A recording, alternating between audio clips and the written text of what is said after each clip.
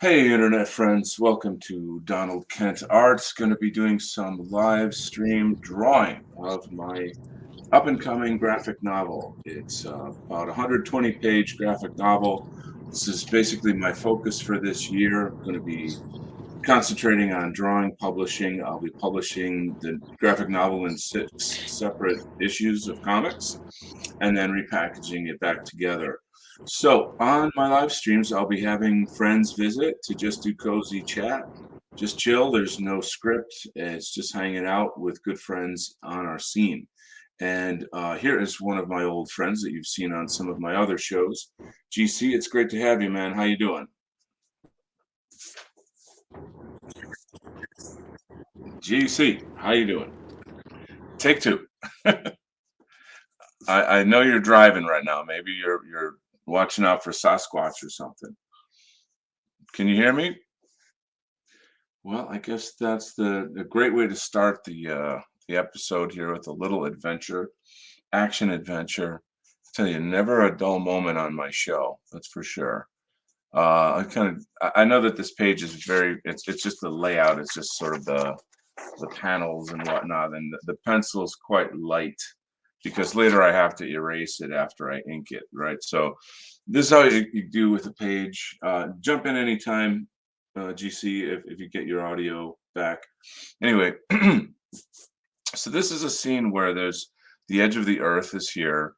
There's a satellite here. You're going to see some images going on where the satellite is targeting a city, a spot in a city, and then it's going to shoot a laser down onto it. So that's the very, very first page of the story. How I generally work, I've got this here is the rough layout of the page. This gives you a little better look at, I don't know how that's coming out through the screen. It's real junky and clunky looking. It's just meant as like rough sketch to help me see what I'm doing. I'll add little captions or little bits. So I'm looking at that off screen a little bit here on the side, and then I'm trying to do like the nice cleaner version here. And so, yeah, GC, man, I don't know what's going on with the audio. Welcome to the people. Oh, you dropped. Okay, maybe he'll come back in a second. He's got the invitation. Tricky Who, welcome to the broadcast. Crusader 21. Good to see you, bud. It's my day off, and I'm just working on some comics, bro. So this is what's up. Maybe I'll put a little bossa nova in the background until my man comes back to chat with me. As mentioned, this show will have guests on periodically. It's really not scripted. It's just kind of chill. I'm gonna put my new website link in the chat if you guys don't mind sharing, and sharing is caring. Um, I learned that one when my son was in elementary school. He would come home and say that. It was very cute. So here we are. All right. So in this scene, there is a mysterious kind of Bond villain who's got a laptop, and he's using the laptop to target a location for uh, to shoot this laser cannon. How did I get the idea of the laser cannon? Well, oh gosh, I don't know how long ago it was, a year, 2 years ago. There was a horrible explosion in, I think, Jordan or Syria, somewhere around there. I'd have to look it up again. Um, it was they say it was like a fireworks factory or something like that. I don't 100% know, and you never know if they're telling you the truth anyway. But anyway, supposedly there was some kind of explosives in this factory, and it was in the news. It's not some kind of like hidden arcane thing on the internet. Anyway, there was a ginormous explosion. Obviously, mainly because of the GC's back. Get my buddy on here to stream. And welcome back again. Sorry about that. Uh, that's okay. The technical difficulties are just pretty normal in this world, right?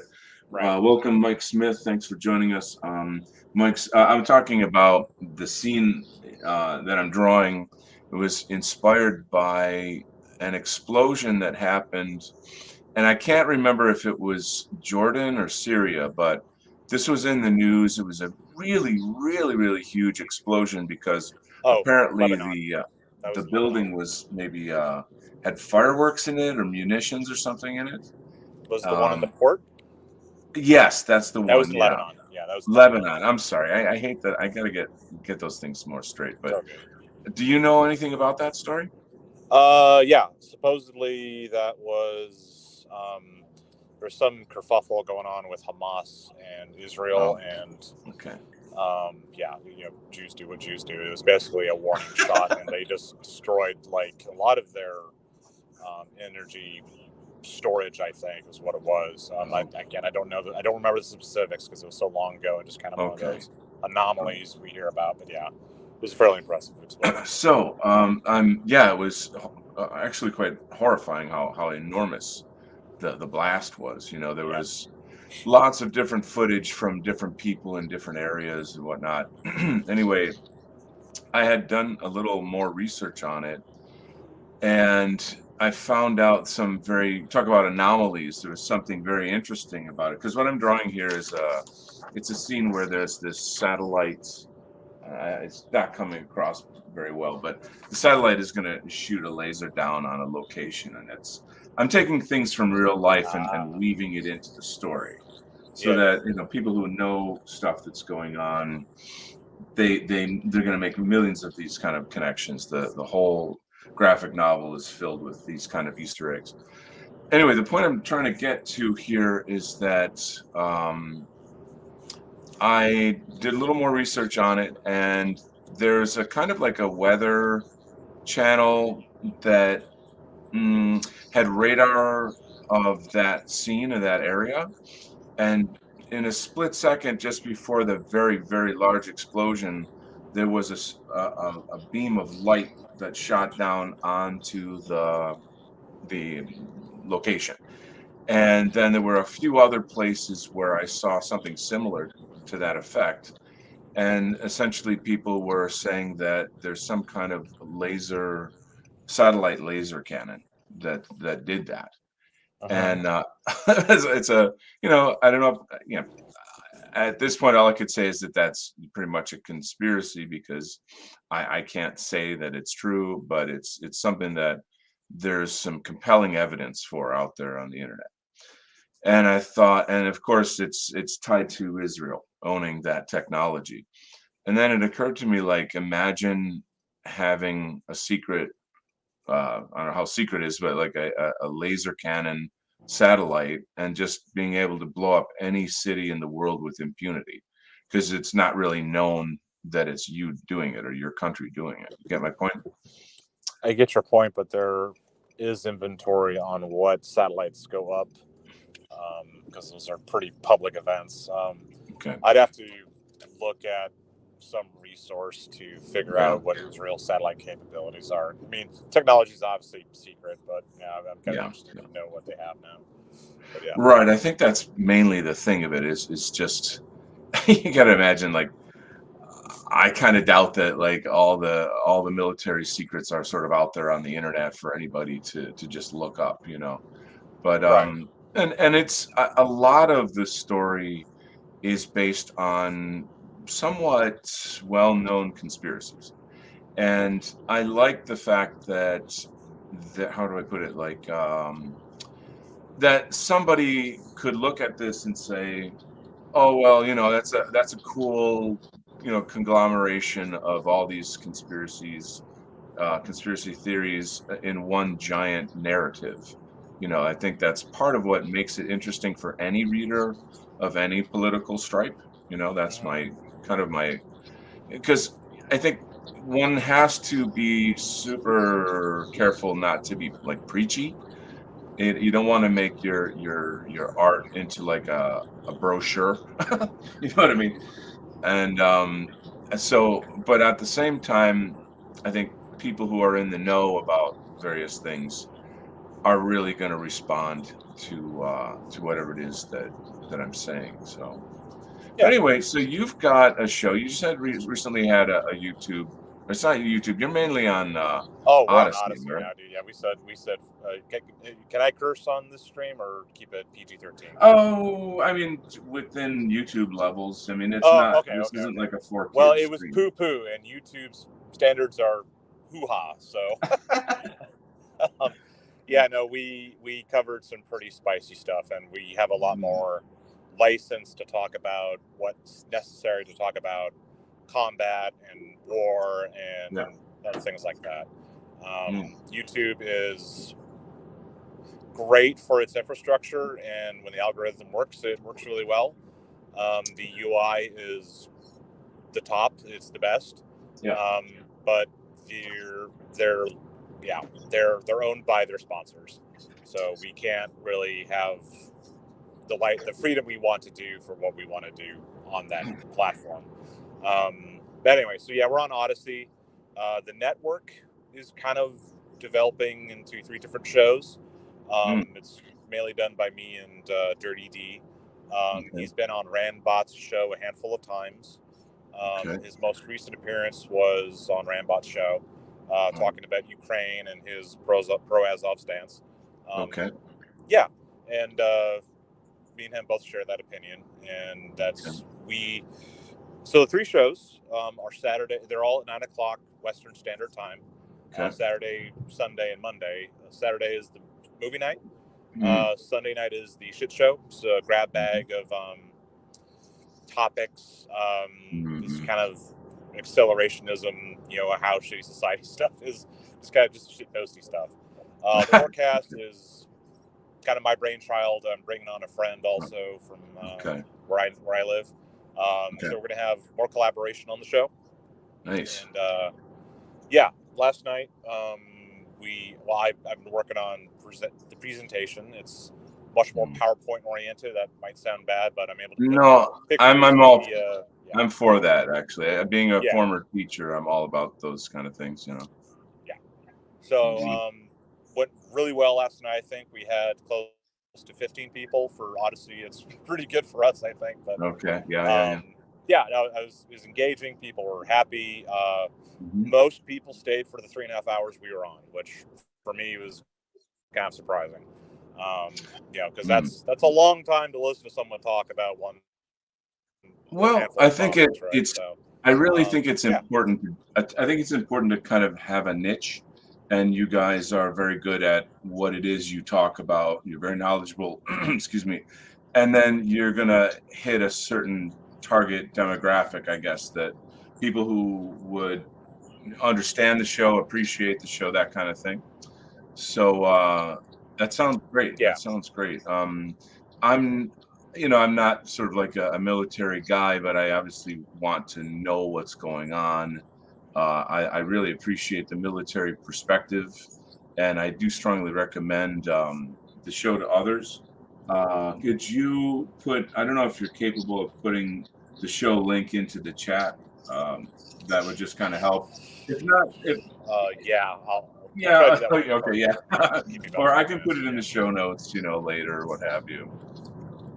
Yeah. Well, yeah. I sent you the show link Right, for last right, night, so you can probably just check your Telegram right. and plug it in there. Bingo. There you go. So, maybe you can give us a little overview of like some of the topics that you covered, if you don't mind. Oh, All yeah, right. sure.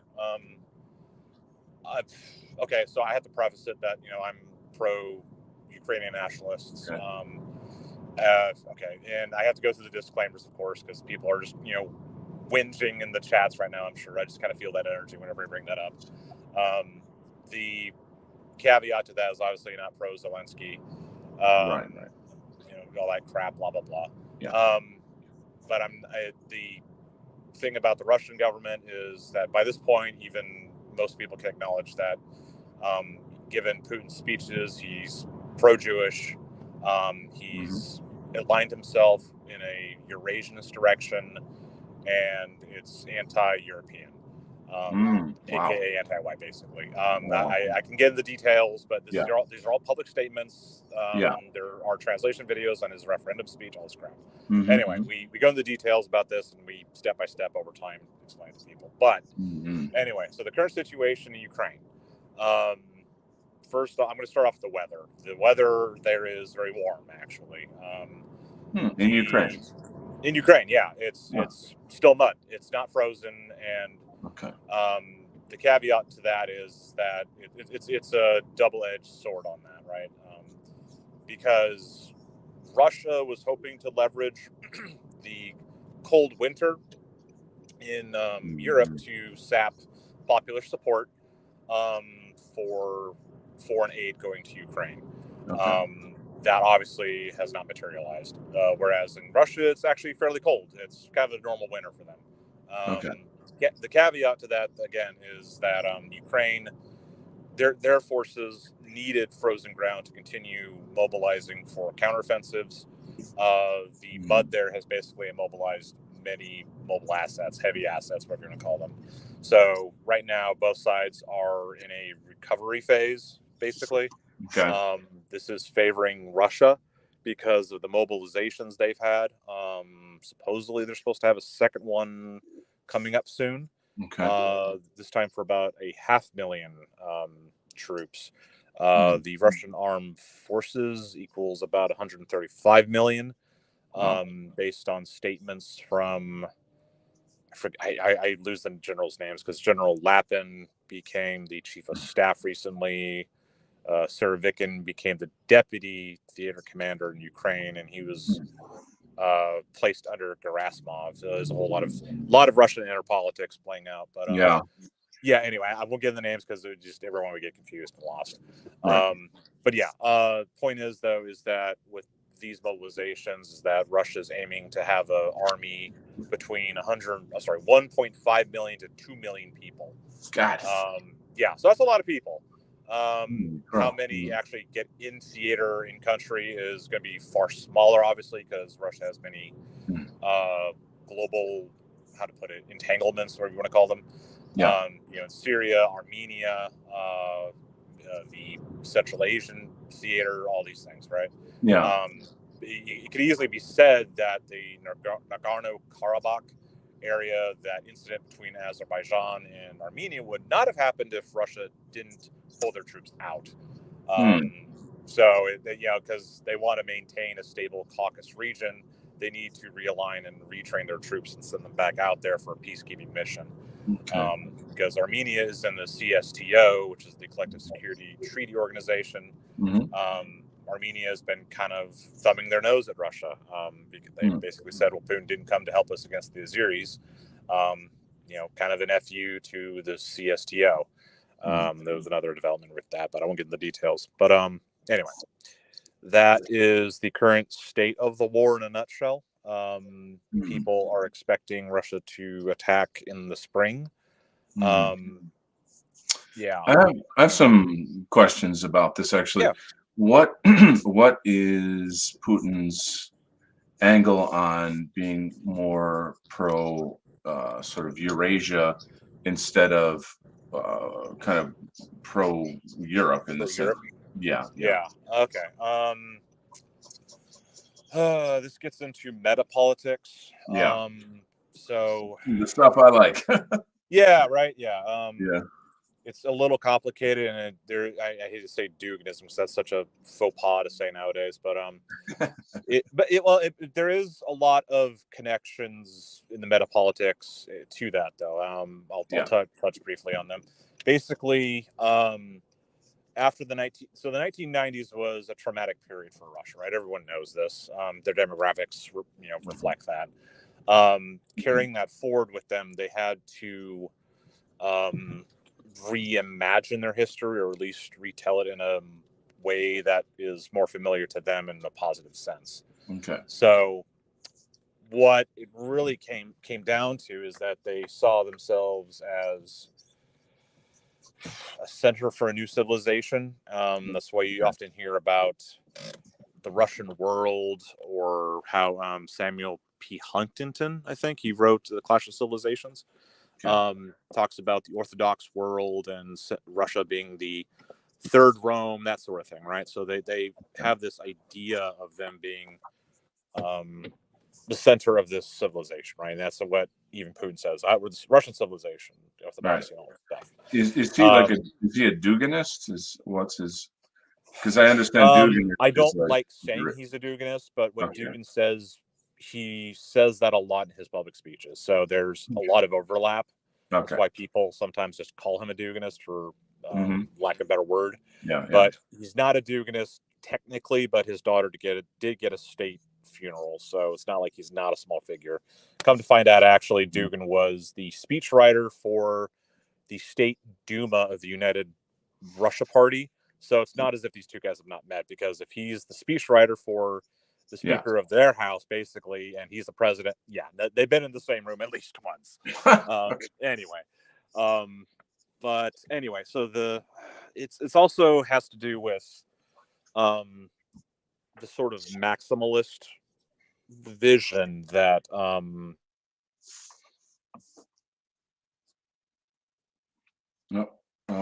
you there?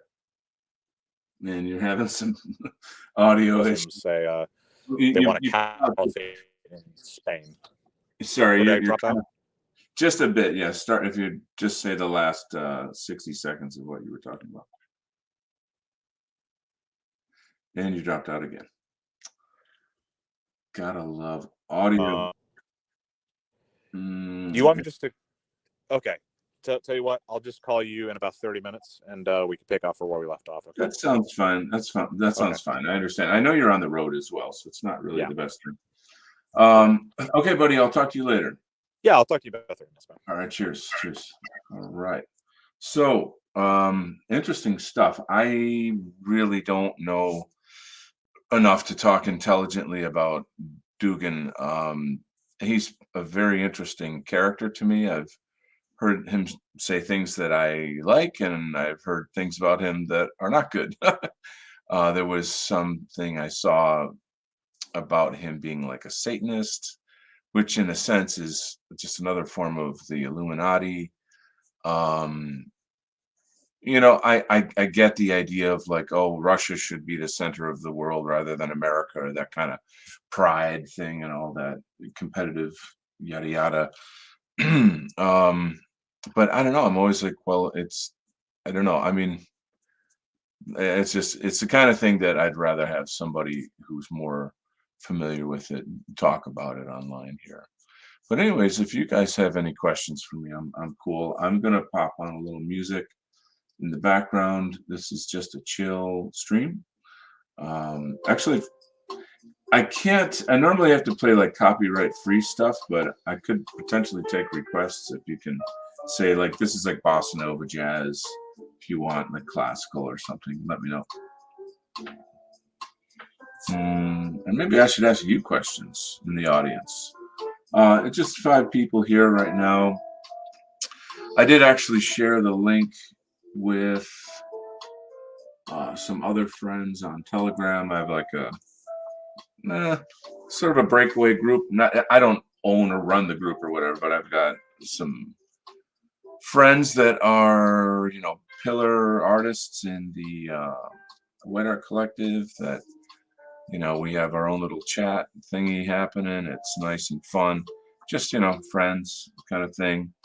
But, as you've been around for a while, you get to realize that, like where people's parameters are, what they believe, don't believe, triggers, little stuff. And then over time, you kind of get a better sense of like which one of your friends are maybe more on board with you. And then you sort of gravitate to that, I think. I think it's fairly natural. Now, I don't make it a prerequisite that everyone I'm friends with has to agree with me or vice versa. That to me is just, I don't know, it just doesn't make sense to me. It's a little silly and maybe unrealistic.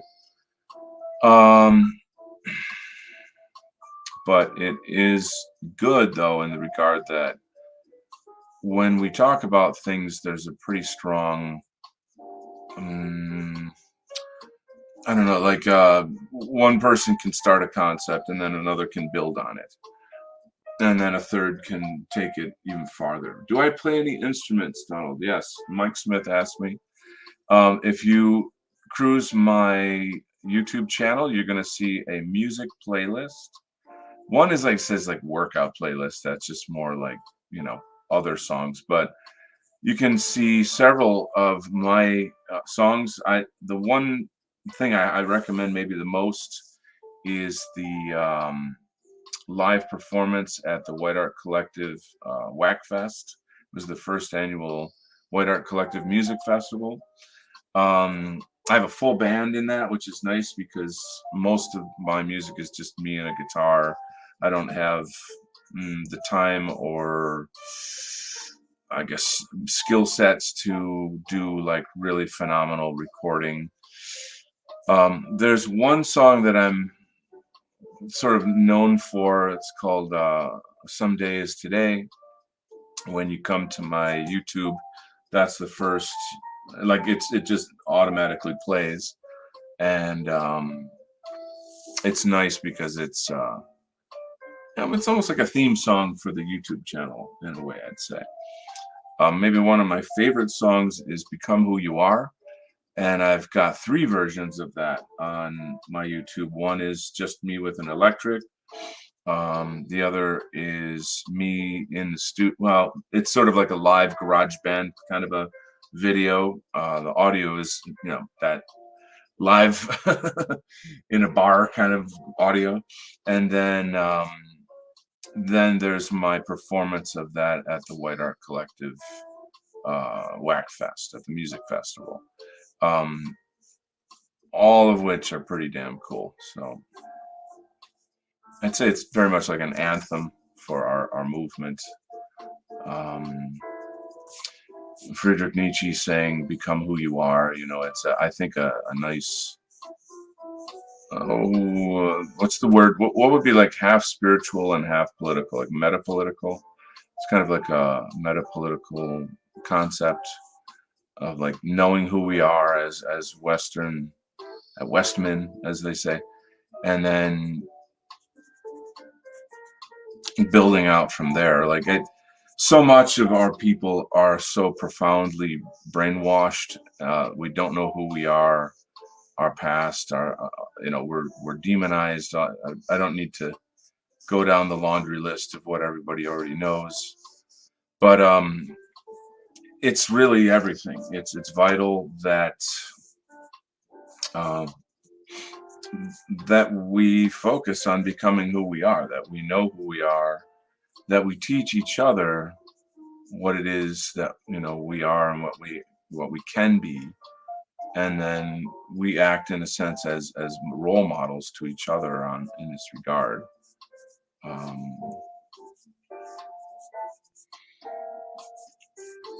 So especially to normies, I mean I guess especially to everybody, but that's a big thing, is kind of getting our movement across, our ideas across, and it's an ongoing discussion about, well, how do you do that? Everybody's looking for the magic bullet, like what's the way, I feel like I have my own ideas. Blackbird's music is here. Hey, Kent, what are you drawing tonight or this morning? Yeah, for me this afternoon, about 3:30. I am drawing comics. I'll do a quick sort of double take on what's going down for you guys to get a little bit of context here. This here is about 120 pages of comic book storyboards. I'll just kind of show you, like it's quite enormous. And so what I do is I storyboard the whole thing. I write it and draw it. It's very scratchy and very rough. It's a rough sketch to do the layouts of the comic book graphic novel. And then I can fairly easily transfer this over to paper. Then I have to ink it. I have a colorist letterer lined up. He's from South Africa. Is that cool? So I've got I think it's really great to support a South African, white South African comic book creator guy.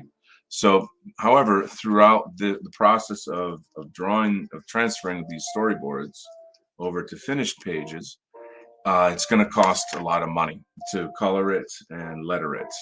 I've got a publisher. I actually have a lot of publishing options. I can self-publish. You know, it's really that's going to remain to be seen when I get to the publishing end. But so this is about 6 issues of comics that will be collated into a graphic novel. It is about, it's called Militiaman, and it's essentially, it's really hard to actually talk about it because there's many plots and many layers of meaning. It's filled with millions of little what do you call them, Easter eggs for our people. I would say that the target audience is essentially patriots, people who care about saving America from, you know, the tyranny that we're living under.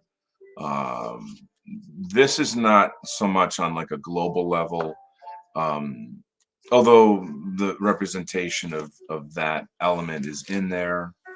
Um, it's taken me quite a long time to sketch out the story, and again, it's quite rough, but you know, I'm drawing for me. This is like, these are just like notes as to like, okay, this is the shape of the panel, this is where the balloons go, blah blah blah blah, you know.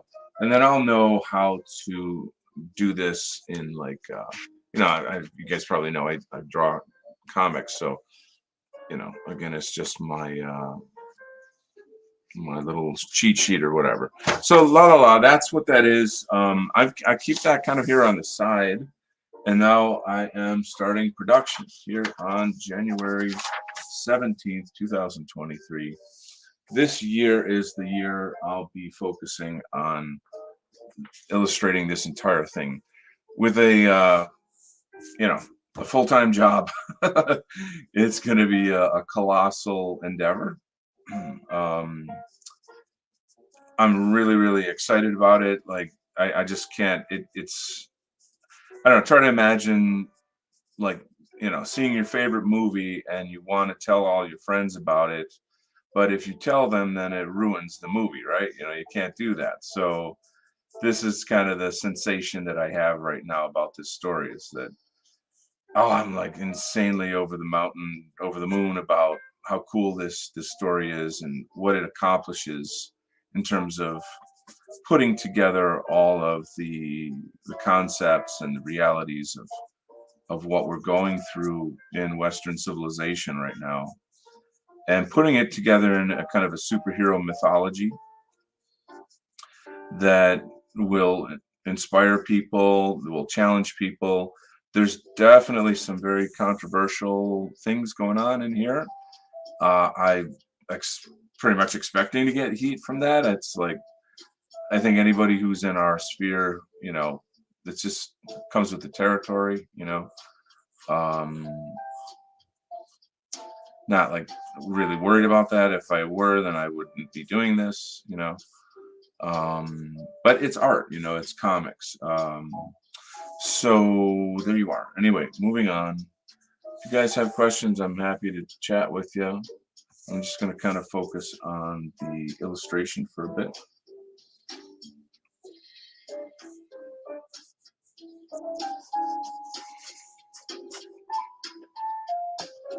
Tell you what, let's see if I can.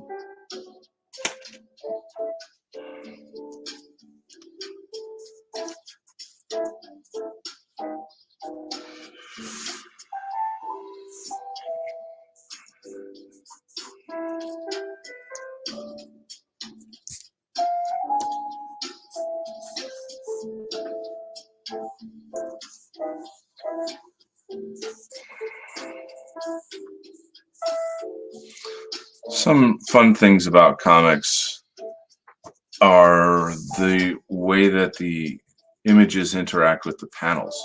You know, when an image overlaps a panel and it kind of breaks the space, it creates a sense of space within the space. I always say that comics are film on paper. Um,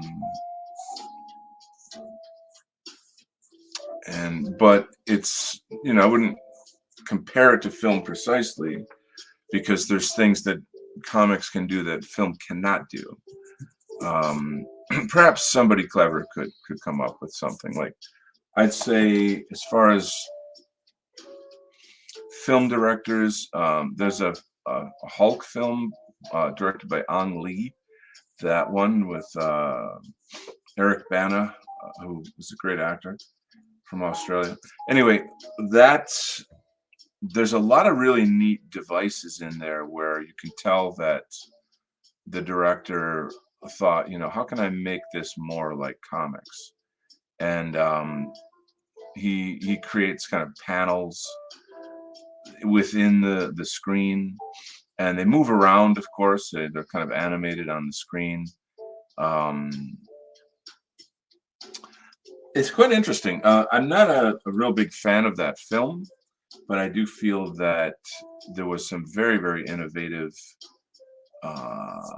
cinematic qualities to it that would be neat to see more filmmakers use things like that. Comics is, I would argue, the most difficult art form, because you are, you know, you kind of like the entire staff of a film in one person. In my case, because I write as well. Where am I going with this? So like it's kind of, I always feel like, how do I say this? Like, the world has not caught up to comics yet. Yes, I know that they've become mainstream, and that's fine. Whatever, that's great. But there's so much more to it. And like Ang Lee, when he did the Hulk, just touched the surface. He's pretty much the first guy I've ever seen to make an attempt to cross these two mediums. So it's quite interesting. Let's see, super cool, great to get to see. Yeah, thank you guys for joining me. Appreciate it.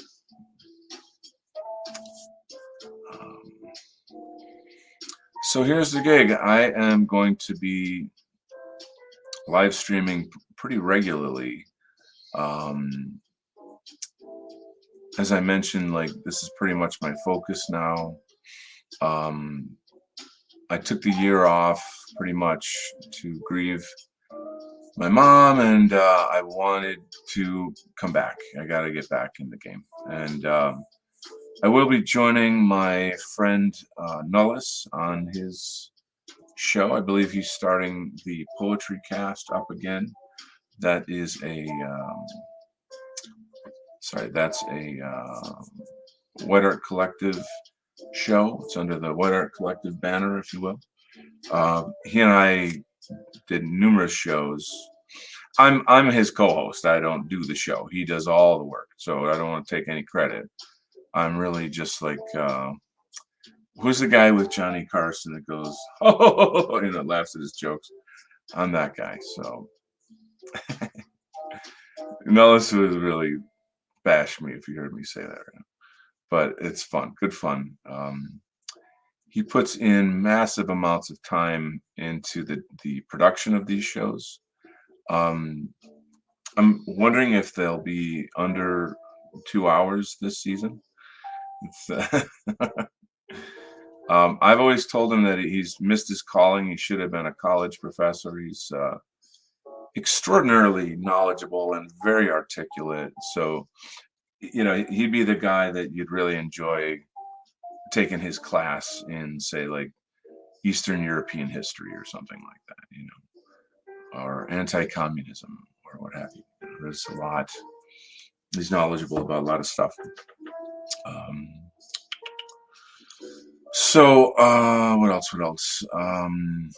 Yeah, the goal or the idea is to have friends on here for just cozy chat. I'm not looking to sort of create like a political show.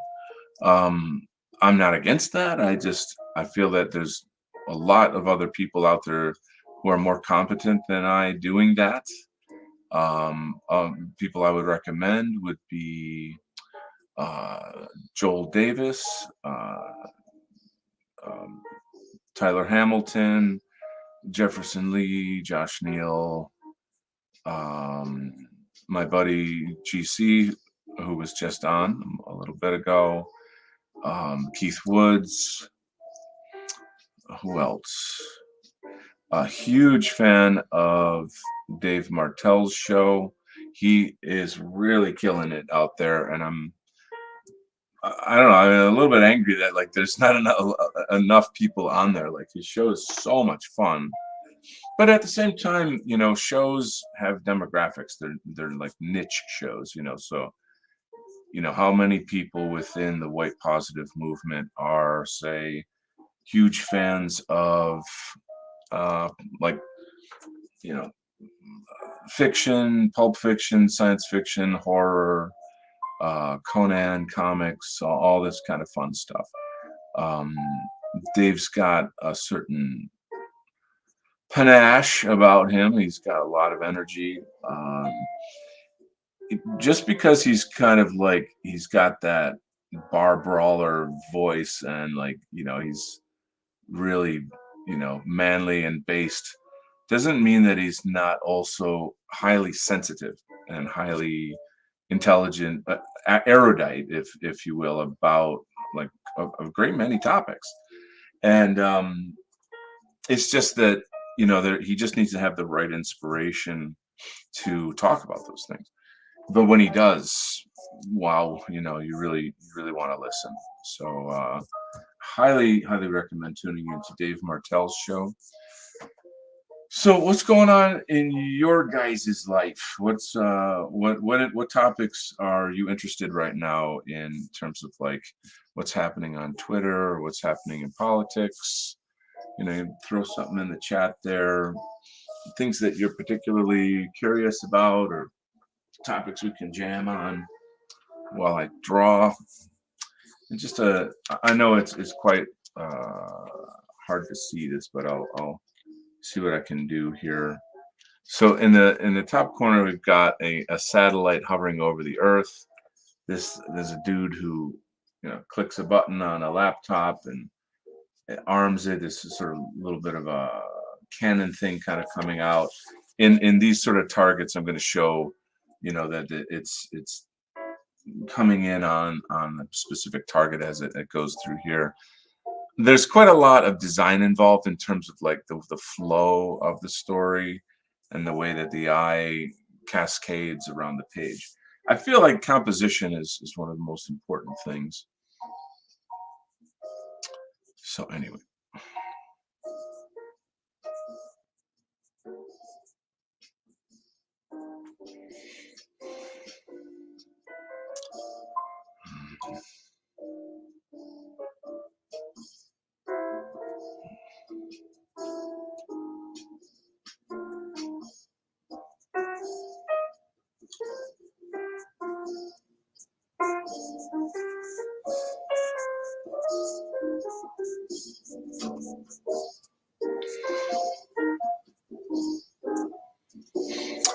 Are you guys into comics at all, or what do you think of, say, like any of the comic book movies that are out there?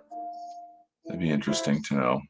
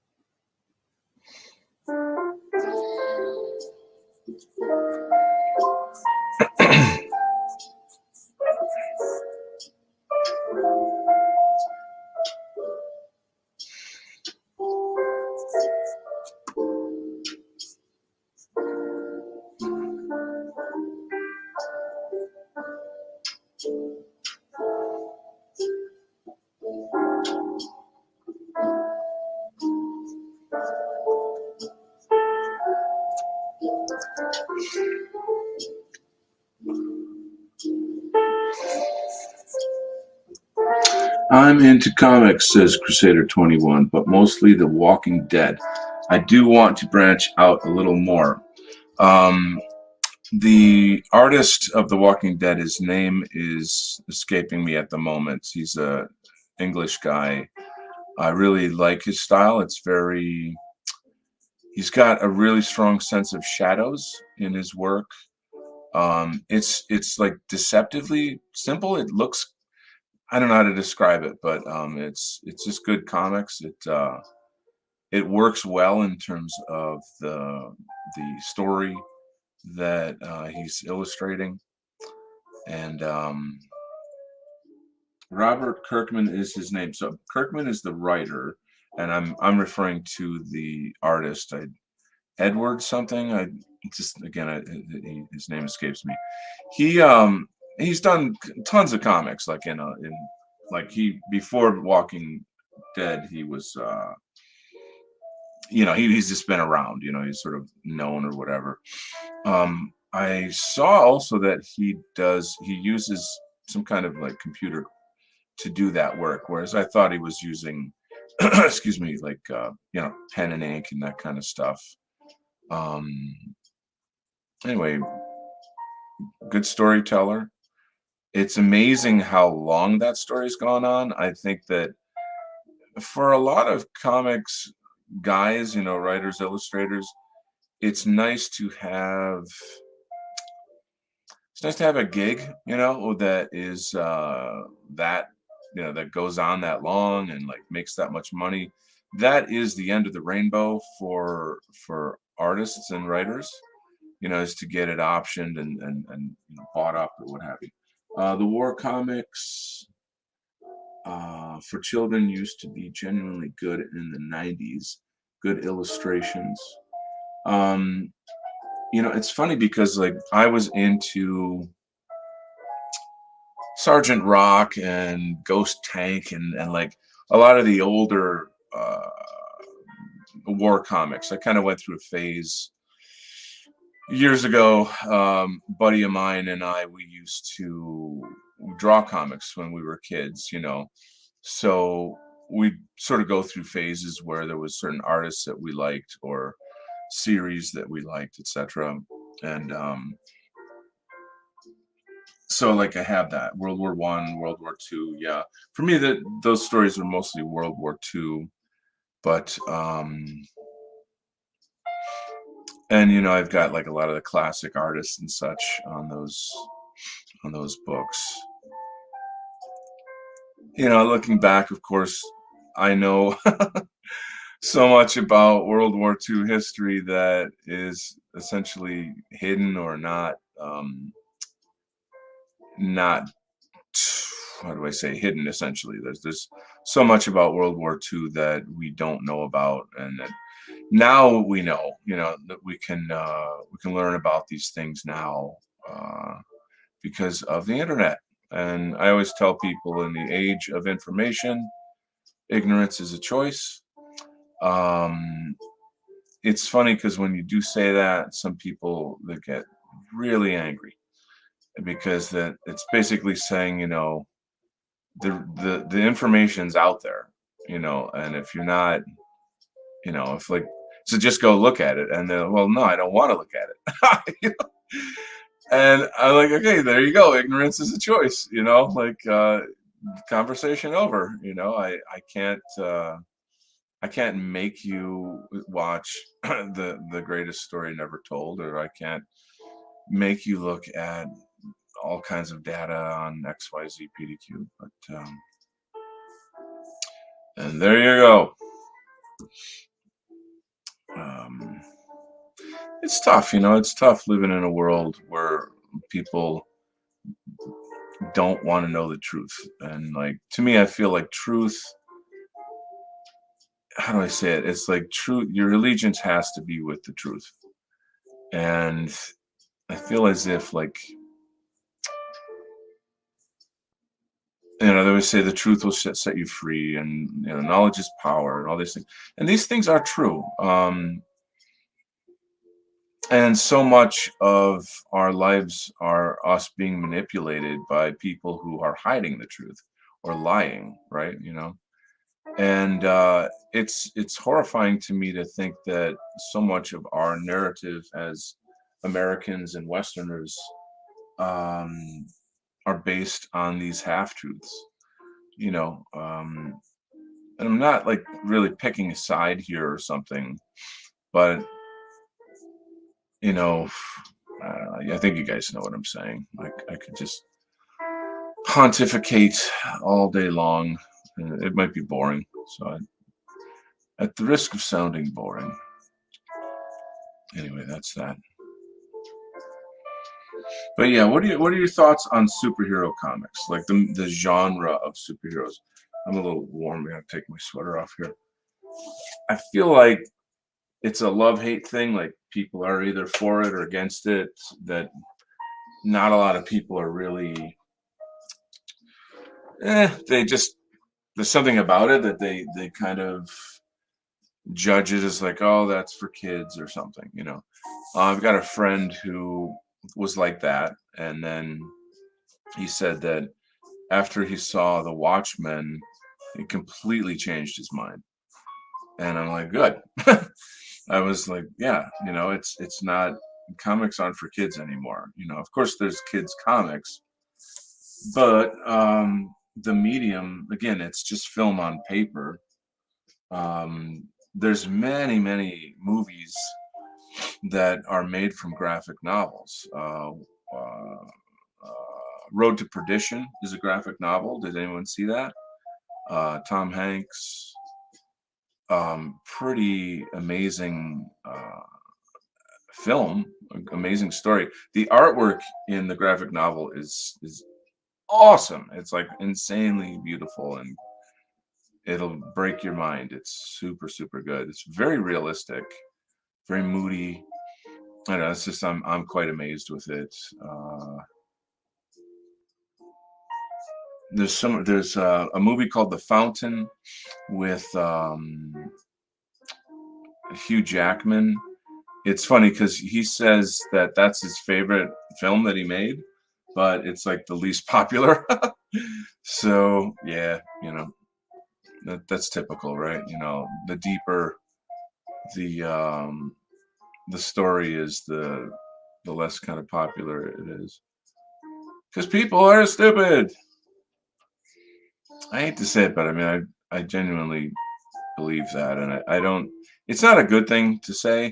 It's not a way to make friends at parties, but I look at like all the effort put into, oh, say football. It's football season right now, and I'm like, that just draws away all our nationalist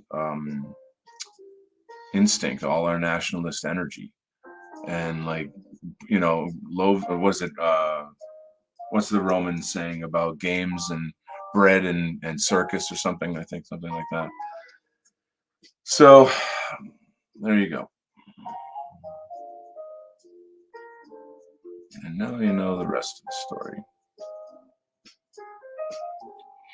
So I kind of have essentially what I need for this page here. That's the other thing, is that when you're doing your own comics, I don't need to really do 100% of the details. If there were, I like Daredevil and the Punisher, Crusader says.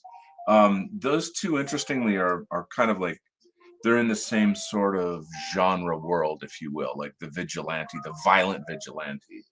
You know, um, both of them taking justice into their own hands. Uh, I grew up on Daredevil, and like I was, you know, I remember of course, the origin story of the Daredevil, where his father is battling Matt Murdock. He's a boxer, kind of a poor guy. He has no mother, and the dad's like, don't end up like me. Make something of yourself. Don't be a mook. Like me. It's just a boxer or something. And his dad is supposed to throw a fight. For some kingpin gangster, and I think there's something about like his pride, and he's trying to show his son like, I'm not going to fall or something, and he doesn't throw the fight. He wins the fight, and then the gangsters kill him. And that's kind of like almost like a Batman like origin story. Stanley had came up with some kind of thing where it's like, oh, he pushes an old lady out of the way when a truck filled with radioactive materials is coming along, and he sees the materials, and then he goes blind, and then blah, blah, blah, blah, how he gets his superpowers. But the superpowers are one thing, and the motivation is another. You know, and let me welcome the grand queen of the scene. Yiz the Eunuch is here. I like Punisher and Batman, but I'm not a comics person. I just like the idea of the characters. Great to have you on, Yiz. Yiz has been putting out some lovely shows where she's got people in her community cruising around, doing like, I don't know, picnics and hikes and various things. And to me, that is the role model right there. Everything I think moving forward is about building community. So she is, leading the way in that sense. I'm happy to see what she's doing. I've got my own projects going on that I can't talk about, on air or whatever, but I'm well underway to building my community as well. So I want to, give her a massive shout out. Uh, just love her. Um, what's the show you do? Discordant Dragons, is that the name of it? Everybody should tune into that. Check out her YouTube and get on board with the good times. It's not all politics and moaning and groaning. We got to have some fun, some laughter, some community building. And there you go. So yes, that's it. Monday nights at 6. Look up Yiz's show on YouTube, Discordant Dragons. And I'm sure you have lots of great guests, a lot of really fun people, in the Go Free community there. Lovely, lovely people. And outside the community. I don't know. Who are some of the guests that you have on? Just some local friends, online friends. But anyway, it's cool. I feel like we got to have good content, fun content. Like I said, it can get overwhelming, I think, when it's just serious, heavy philosophical stuff. I like that stuff, but not 24/7. It's like you got to have a laugh sometimes. One thing I really miss is the karaoke sessions from White Art Collective. We got to get on Jeff to get that up and running again. I mean, I might even do it myself if I have to. Let's see, what do we got here? You says, yeah, I have people from all over the dissonant sphere, many of them pro-white, but all of them relatable, based in some way. Right. Very cool. Cool beans. So yeah.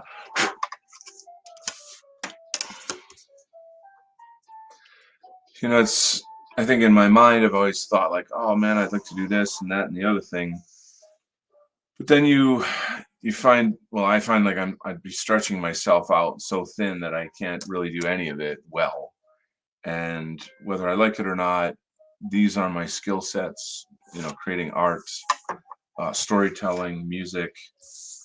It's funny because I have some musician friends.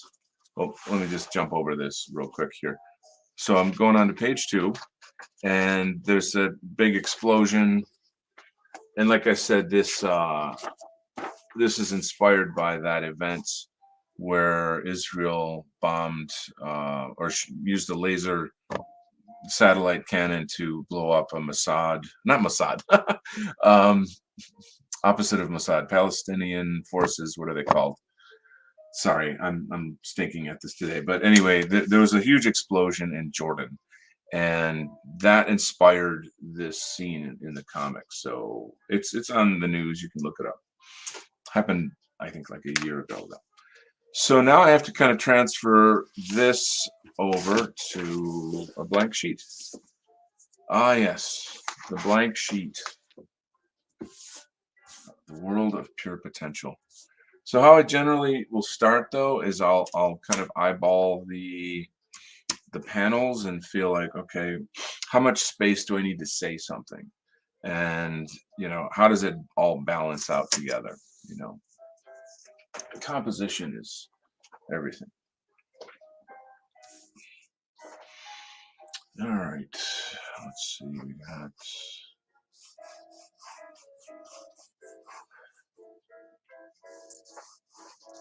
I know it's very light and hard to see the lines and whatnot. Really a little frustrating for you guys, but I have to erase these lines later, so they can't be too heavy at this point. What I really need to do is there's these blue pencils that comics guys use, and when you scan the paper, it's a light blue, so it doesn't really show very well. You can ink over it and leave it there. You don't have to erase it. You just kind of tweak the contrast in Photoshop, and then you've got your artwork.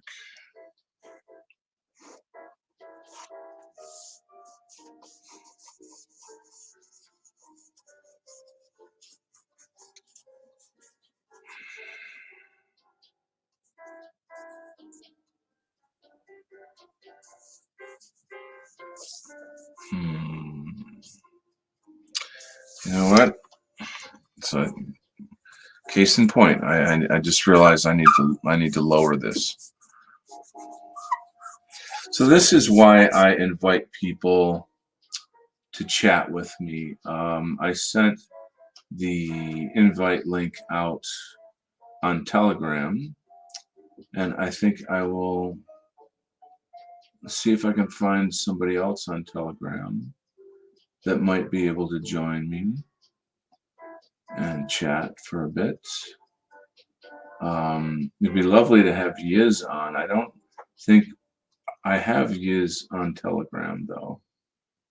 That'd be super cool. I was going to have Jack White from Northern Ireland on the show, but apparently he hasn't made it, so that's too bad. It's just like, oh no, yeah, it's just nice to have another person on so that we can kind of banter and whatnot. Talk to you well. I don't use Telegram much. Yeah, should I throw the link on? I'll send it to you by Twitter Messenger. Okay, I'm gonna open up Twitter right now, and then we'll have a fun conversation here. Let's pop that on.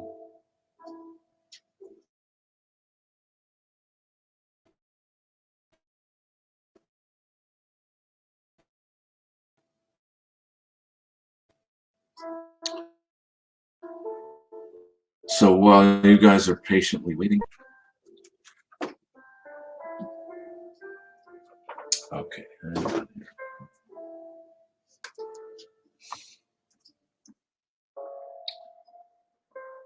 Messenger. Here we go. That's my girl. All right. We gotta get her the link here. So a lot of my streams are normally very scripted and high action and go go go. I don't normally do these kind of chill, floating around, chit chatty kind of streams. That's why I like to have some people on. So Yiz, I just sent you the StreamYard link invitation on Twitter Messenger. So if you'd like to pop in, that'd be really, really sweet. And I shall hopefully see you momentarily. And then we'll get back to the artwork. All right.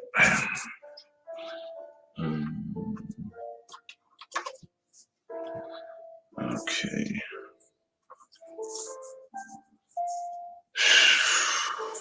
Let's see.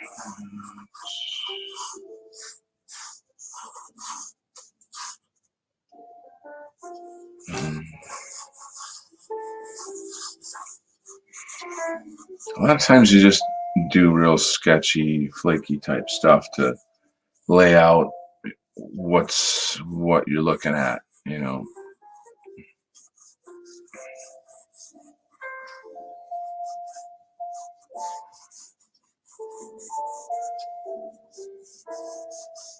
And then you go back in and you build it up. Oh,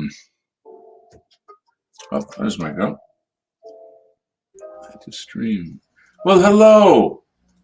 Hey, can you hear me okay? Yes, I can. I'm going to turn the music off so I can turn you up a touch. How are we doing today? Oh, There we I'm not doing too well physically. I slept terribly and have an awful neck ache, so I'm not doing much today besides just laying here listening to streams. That's Well, I'm glad that worked out for me, though. I guess I get to. Yeah. That's the worst when that happens. That is, your whole day is kind of like any little tiny thing you do, it hurts. I was actually thinking about you and the White Art Collective today because I met a gentleman who's a white guy from Belgium, and cool. he speaks English pretty damn good. But Nice. he's a wonderful creator, a novelist, and he's gotten 4 successful novels published about a really grimdark Conan style fire and brimstone dark fantasy setting. Cool. And he's got a Kickstarter going right now for an art book. He's ran successful Kickstarters before to raise thousands of dollars for high quality professional art for his books. Nice. And he's putting together an art book. So I just recently met him, and about a month ago, we did a stream showcasing his work and talking about his novels. And I wanted to talk to you about getting him in touch with all the people in the White Art Collective, Absolutely. not only to hopefully get you guys to work together doing art for him one day, but to help promote him in the Anglosphere, because he is sick to death of the Francosphere, because he says it's just absolute anti-white feminist cancer, and he wants to get away from it. It's horrible. So I got him in touch with Dave Martell, and they're going to be streaming tomorrow. Oh, and, that's great. Do you know his name? Yeah, it's a Christopher Everard. He's not a private personality. He's got his own YouTube channel. He's got his own Kickstarter. He's gone to comic book conventions in continental Europe. And I'm trying to get him introduced into the based Anglosphere to help move his work. Oh, that's freaking awesome. And I told him about the White Art Collective. I told him about the Go Free community. I told him about people like Dave Martell, and he says those sound exactly like the kind of people he wants to hang out with. So nice. That's the beauty of us and this whole thing, is how, we're here, and then people are looking for people like us, and then eventually we find each other, and it's just such a beautiful thing. So yeah, he's a lot like me and you. He doesn't really like politics. He just views it as something unnecessary or necessary we have to do that's unfun. He's not a political guy, but his main passion is obviously his work he creates, but he absolutely detests the soulless, material, anti-male, homosexual, transsexual garbage being pushed across fiction. He hates all of that, and he likes people who are against that and want to elevate real voices and real artists and real music makers, that kind of thing. So welcome home. Yeah, I told him that the White Art Collective would be his place. Oh, welcome home. I'm extremely happy to hear this. On Telegram, I'm connected with groups and events and various things that are White Art Collective related, and I have seen a massive influx of new artists and creators. Like I'm not counting every single one, but I'd say minimum at least 100 new creators have come into the fold, into the community. So it's just wow, there's all this stuff that's going on. Actually, Jayla Dark and I are working on creating, and she's doing the bulk of the work. I'm going to be mainly the guy doing show production, but essentially it's a kind of a White Art Collective challenge, and it's a monthly challenge where there'll be some kind of an art theme. Patriotic Alternative does something like this. They're something of that effect. Anyway, this is something that's kind of like in development now. She's got the community up and running. We have like a little Telegram group, and at some point, relatively soon, because we were planning on starting like this month, we're going to put it out there. And I think that, there's just one more cool thing for our friend to get involved in. Yeah. Really pleased about it. Let me share his links for you guys in the chat Okay. here. Cool. I sent you his Twitter handle in your Twitter DM box just so you can connect with him publicly and be able to Excellent. PM him and stuff. Ooh, I cool. also sent you the link to his current Kickstarter, and Very the good. Kickstarter is in English, and the art book is going to be in English, but he Okay. doesn't have any of his novels translated yet because that costs thousands of dollars to have a full-length novel translated bet. from a different language. I It's bet. very expensive. Yeah. But Yeah. but we're trying to find him people who are familiar Like-minded. enough with French and Okay. to translate at least his first novel. Well, But that let is a me- stretch goal of the Kickstarter, is getting his first novel translated. So we have a really, really great French artist in our community already by the name of Flash Gorgon. I don't know. Yeah, I've heard of him. I didn't know he was Yeah. French. Yeah, he's French, and I'm a very, very close friend with him as well. A huge admirer of him as Well, well. let's get him in touch with this Christopher guy. Of course, after Exactly. you talk to him and vet him. I don't Exactly. want you to just believe it because I say it. I want you to meet this. I want you to meet this guy and talk to him. Maybe have a stream with him, and Oh, or me and him. Oh. Me and this guy have done streams together before. So Brilliant. so we could both be on. But I love he's a very charming sort of Asperger's autist artist guy who just is super passionate and just super devoted on and hyper focused on his art and on creativity and getting good art out there. And Brilliant. he's exactly the kind of guy I think you and Nullis and the other guys in our sphere would love. Marvelous. I'm thrilled. It sounds like a real gem. That's good stuff. Yeah, we could set that up. I'll have to. I'm trying to find his YouTube link. I'll put that in the chat for everybody so they can go check him out after this stream here. Cool beans. Let's see. Yeah, and also put your show link in there as well. So people can sure. Let's see. subscribe to that. Why am I having trouble finding his YouTube? I shouldn't. I was just looking at it earlier. How did you come across this guy? How did that happen? I met this guy through a friend that I streamed with, who is in Newfoundland, up in Canada. Yeah, old Canada, and this guy Christopher messaged me and said, "Hey, I noticed that you streamed with this guy. He said you're very nice and would like to talk to me and maybe help me." And I said, "Sure. What's up?" And come to find out, he's exactly the kind of person that I like. He's in fact a lot like my husband I married. So I'm like, "Hey, you're the kind of people I like to hang out with already." So we got to talking, and we talked for a few hours about his art. I got him to talk to my husband about 3D modeling and stuff. Like, he's a really cool guy, and I really like. I don't know. I like the cut of his jib, and I like that he's passionate and doesn't let he's not letting the modernity cancer stop him. And even though he's been silenced and denied and turned away, and you know what it's like being a white man trying to get things done. You just around every corner you're having anti-whites tell you no, and people that just hate men. And well, so like the what do you call it? The comic book community has something called Comicsgate, which you may have heard of.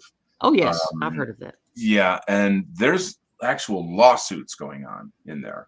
Where for example, there's an author, Michael Barron, who wrote and published a comic book that essentially is some kind of like a patriot, American patriot type thing. And one of these sort of leftist news, internet news agencies, whatever, they just printed like a bunch of slander about him. I mean, anybody who doesn't hate whites is a bigot, and basically. And we're all evil because we don't hate whites and we are pro-white, blah blah blah. So I'm expecting something like that to happen to me with the book that I'm doing. The thing is, I don't care if someone calls me a bigot or a racist or any of that stuff. To me, that's like sticks and stones. I'm not going to engage with that because I just don't. It's silly. I don't really I just it's a game. There's Yeah. it's I basic. understand what you mean about not caring what they call you. The other day on Twitter, somebody called me a Holocaust denier.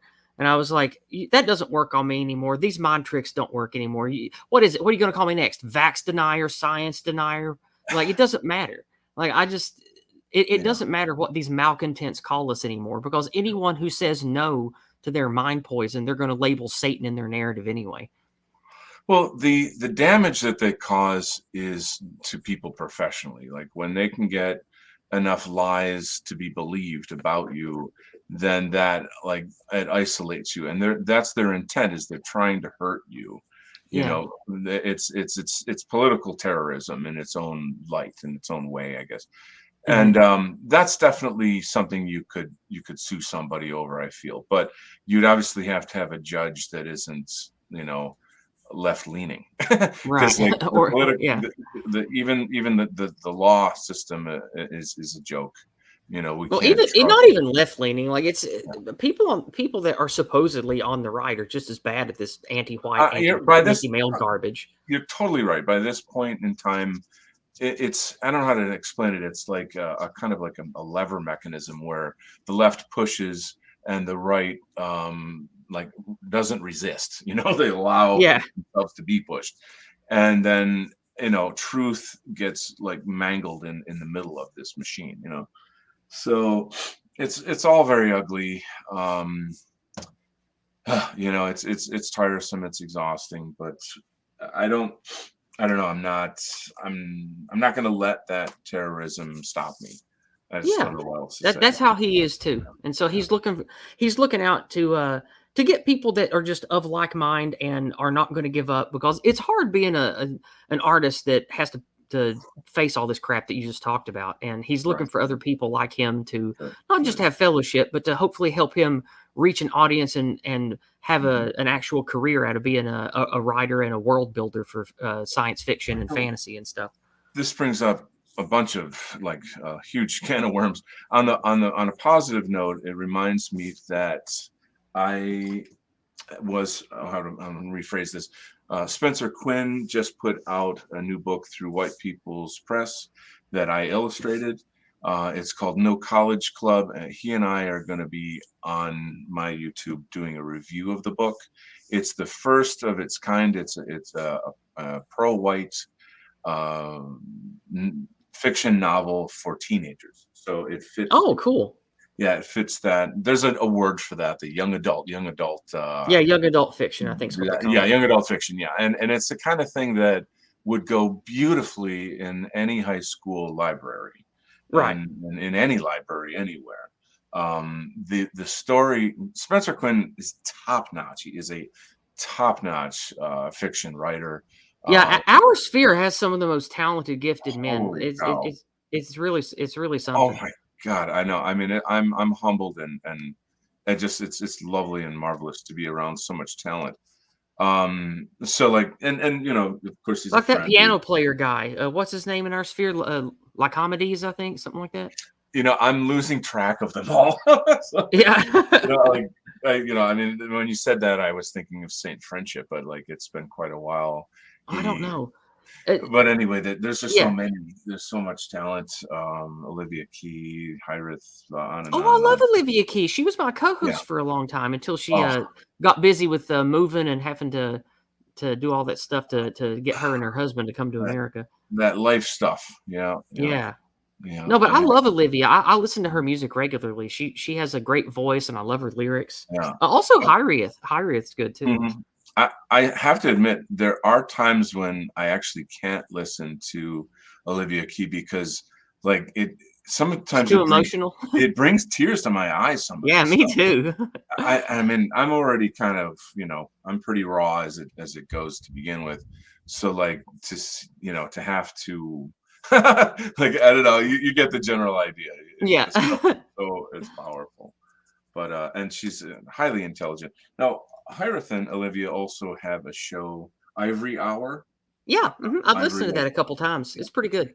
So that's nice as well. It's good to see, that they're trying to put out some content of their own. I think, I couldn't think of two better people to do it with as well. So that's nice.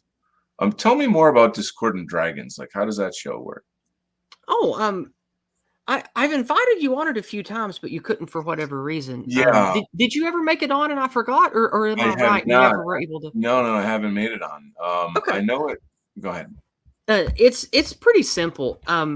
It's like a variety show where we talk about news, we look at memes, etc. But I have a structure to it, so it's kind of like a game show or a D&D game. Okay. The way that I structure the show is I have on 4 or 5 guests, and every week we have 5 dragons. And there was a D&D boxed set in the 90s called Council of Worms, and it was about this world-spanning civilization of different fantasy worlds that Okay. were all governed by different kinds of dragons that all put aside their differences of trying to annihilate one another because they wanted to have civilization. So they deemed that they would make war through the other species and Wow. politics and finances and stuff. So Mhm. it's this cool like galactic spanning empire of Wow. dragons and dwarves and humans and elves and Nice. shit. And Nice. it's all about political intrigue and warfare and stuff between the different factions they're in. So anyway, I took the idea from that and I said, I'm going to pretend each week that me and my team are an ambassador to the Council of Worms for planet Earth. And these dragons are curious about our world because it's so different. So every week I have 5 topics and I have a picture of 5 different colored dragons. And each one of them is saying something, and it's a funny joke or a pun or something like that that suggests what the subject material might be about. And the fun thing is my guests don't know the articles or the topics coming into the show. And each week I nominate a party leader, and the party leader has to pick the dragon that we're going to talk to, or he can nominate a party member to pick a dragon. And when they pick a dragon, I have a piece of artwork, and I have hundreds of pieces of artwork for fantasy dragons. And each one has a picture. And all day Monday, I spend thinking about the articles and the topics and what kind of questions, what kinds of dragons would ask. And I type up a little paragraph of a blurb about the dragon and the question that it has about the topic. And then they have to answer it and then kibitz about the topic together. And we do that for like 15 to 20 minutes per dragon.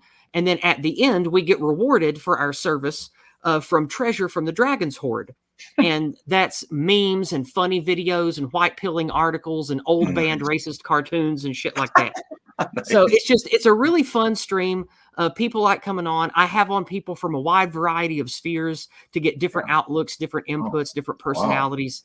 And it's a lot of fun. It's a really fun show. It can't stay on YouTube. They're too spicy to leave on YouTube. Every time I try to leave one up, it gets struck. So I live stream to YouTube, but it doesn't stay up on YouTube. It stays up on Rumble, Odyssey. Well, I'm not fully geared up for Rumble yet. It will eventually stay up on Rumble when I get that sorted out. But it stays up on DLive for 3 days and Odyssey for good. Wow, that sounds freaking cool. When I've watched your show, I've seen guests on there that I don't know.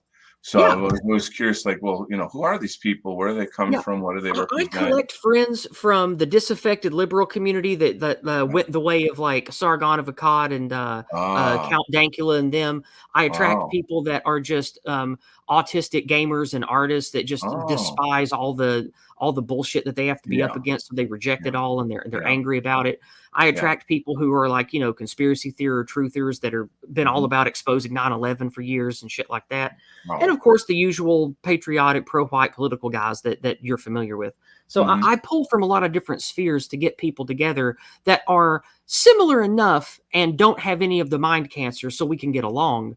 But we come at things from different vantage points. Like maybe somebody has a Mises libertarian break apart the government angle, where another person will have a more nationalist pro-white angle on things. And it leads to fun conversations and fun answers to these make-believe fantasy dragons that are asking about our behavior on planet Earth. It's really fun. That's amazing. I actually think that people in the Comicsgate community would love this show.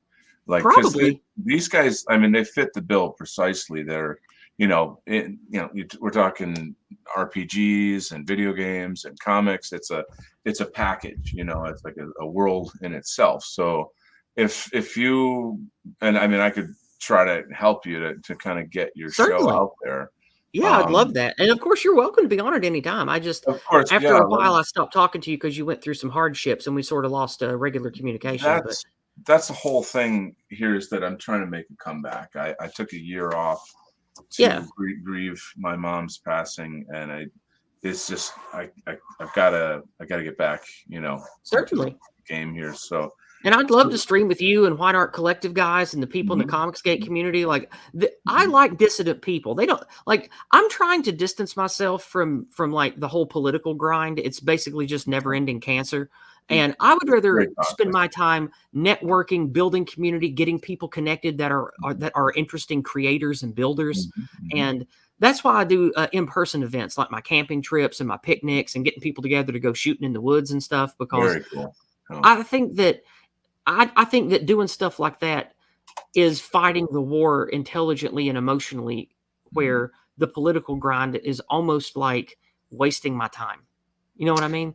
I totally hear what you're saying. I'm right there with you in a certain way, where like I have to manage my media intake Mhm. because it's so toxic out there. It's shit is so unbelievably bad, that like you'll it's stressful and unhealthy, and you already know what I'm talking about. So Yeah. it is what it is. Now, there are, lots of good shows too, and I try to keep my eye out for the good ones. But then a lot of times it's just the same shtick, where it's like, Yeah. okay, let's react to the latest garbage that happened. And it's like, well, I already know that if you've got something new to say or something helpful to say. But my feeling really is that all the energy we put into reacting to things, we should be putting into organizing. We should be, getting together and building communities and publishing, coming up with financial strategies, literally. We've already done it all. We've done it all. We already know everything.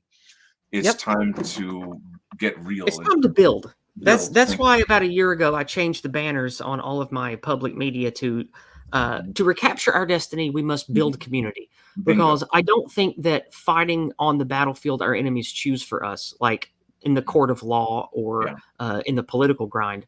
I don't think that's a very wise tactic. We should be choosing the battlefield, and the Yeah. battlefield for our future is building culture, building Yep. anything positive, because that's what's being taken from us. And if we Mhm. exhaust our efforts just fighting the grind, we're Yeah. not building what will come next.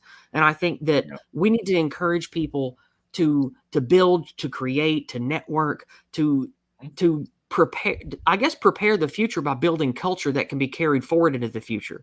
Mhm. And community building, fun groups, people that get together and do activities, whether it's boating or fishing or Mhm. bird watching or shooting Mhm. guns or whatever. Mhm. Doing that kind of stuff is important. And then you have the intellectual version of that, which is us: Right. artwork, entertainment, novels, comic books, Mhm. music. That is what builds culture. And I think that we have to fight on all fronts, especially on fronts that we can control. And I think this is a front that we can win on, the artistic, creative front. Mhm. Because if you look at our enemies, the anti-whites, the anti-males, all those evil Mhm. Marxist people, Right. they don't create anything with soul or meaning. They just can't do it. But we No, can, and that resonates with most people. massively. And the need and the desire for our kind of content is like over the mountain. I mean, everybody wants. They're so sick of this kind of like Netflix, like the new Velma cartoon, where like Yeah, I heard about that. it's like so stupid, and it's so formulaic. It's like, okay, let's take everything white, Christian, conservative, American nationalist, and do the inverse of it, and Yeah, then and and then say we're that's just the edgy. And opposite of anything of value or meaning for people. yeah, yeah. So this is part of why I don't fight when people call me bad names, because they're children. They're really just children, and like any Yeah, they're child. pathetic. Yeah, so a very, very typical liberal technique of quote debating is to insult you. And by insulting you, that they're trying to, trigger you into a fight. And then I come from you're also a martial artist, the whole thing about like throwing someone off balance and all that stuff. Oh, certainly. And it's essentially that what they're trying to do. They'll mix in a whole bunch of other topics. They'll put words in your mouth, and this is like a liberal way of like trying to sort of quote beat you in an argument, and you simply just don't take the bait. I always say, like, don't bite the hook. They're fishing, they want to pull you out of the water. You just don't bite the hook. So it's and my reaction is, I always say that insults are not arguments. So like, Yes, of course. Yeah. right, I've got a few canned kind of reactions that I'll use when that happens, which is, I don't go around looking for fights with liberals. I think it's a horrible waste of time, but it happens. Hmm. And so, yeah, you're right. You're very right. I think that's definitely one of many things we can be doing, but all of them are community related. You know what I'm saying? Like, I don't, for example, I won't get into some details, but I'm working on a business project Oh, that, nice. yeah, that I've already secured it. It's a go.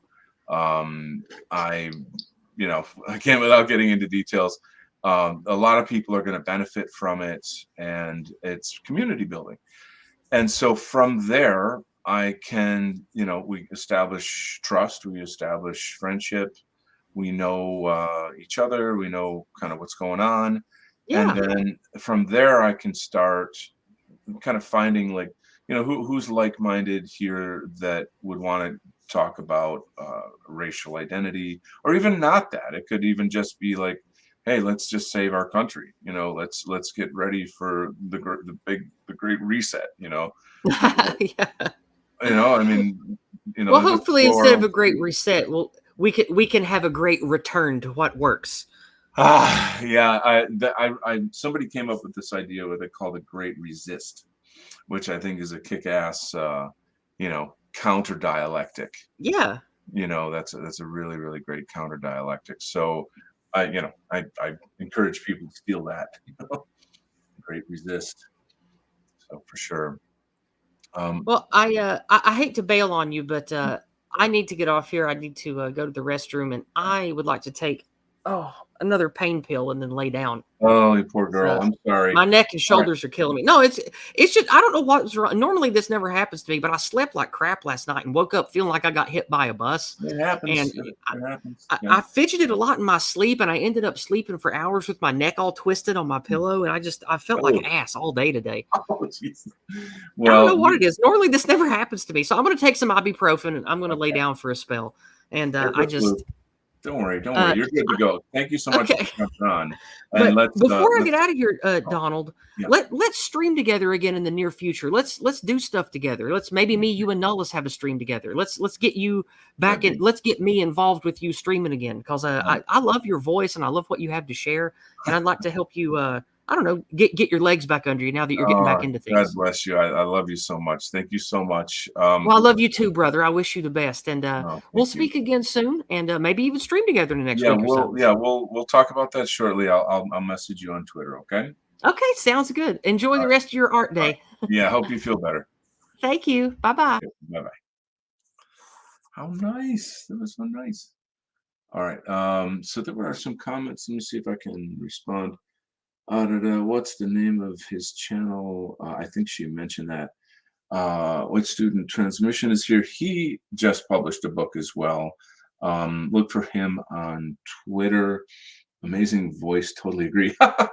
I'll tell you a funny story. I was on the news a while ago, and when I met the newscaster and he had to set up the shot and all that stuff, you know, he straight away he was like, "Oh my God, you got a great voice. You should do the weather."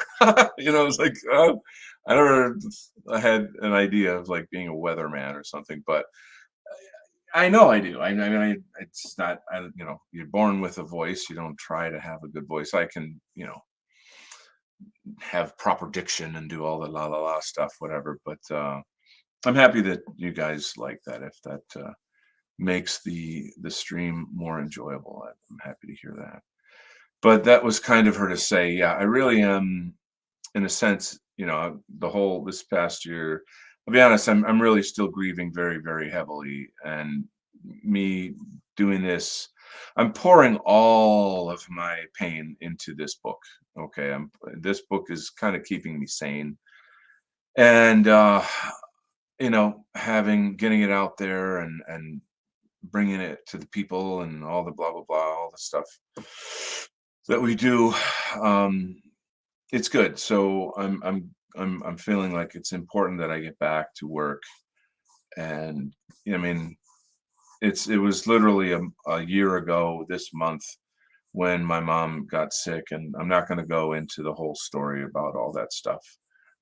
But I have to reinvent myself, I have to start over, and that's what's going on. And so to get the love and support from friends like he is deeply, deeply appreciated.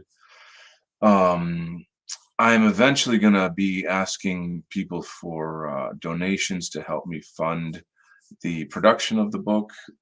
That's primarily for, what do you call it, for the coloring and lettering, digital coloring. I've got a guy from South Africa, a white South African artist, which I think would be really, really cool to work with him. I love the idea of supporting our people, giving them funds for art production, etc. He's not in our community that I know of, but he's a white South African. That's a pretty political thing. So there you go. Da-da-da. All right. Well, some of the drawing stuff that I have to do is I need some photo references, and I would have to use my computer, which is what you are. And so I would have to turn off the stream and kind of blah, blah, blah, get focused on that. So I think what I'm going to do here is wrap it up. It's been, how long has this been? I can't see the timer on here. Probably more than an hour, which I think is sufficient. So God bless you guys. I deeply appreciate your coming. Kent-art.weebly.com. Subscribe, like, share, comment, help the algorithm. There's going to be more and more and more of this. If you have specific questions or guests that you would like on, that could be fun. They're mostly largely going to be, people we know within our sphere. And it's pretty much what we're looking at for the coming year. I'll be probably popping in here and there with some other shows and whatnot, but I'm going to say just God bless you guys, and I will see you next time on the internet. Take care.